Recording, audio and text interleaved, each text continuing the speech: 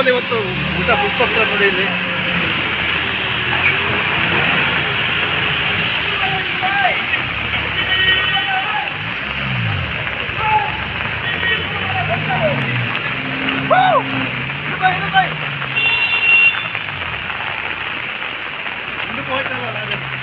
jam ಆಗ್ತಾರ ಎಲ್ಲ ಮಣ್ಣು ಬಂದ ರಸ್ತೆ ಪೂರ್ತಿ ಕೂತ್ಕೊಂತೀವಿ ಮುಂದಕ್ಕೆ ನೋಡು ಬಂತೀಗದು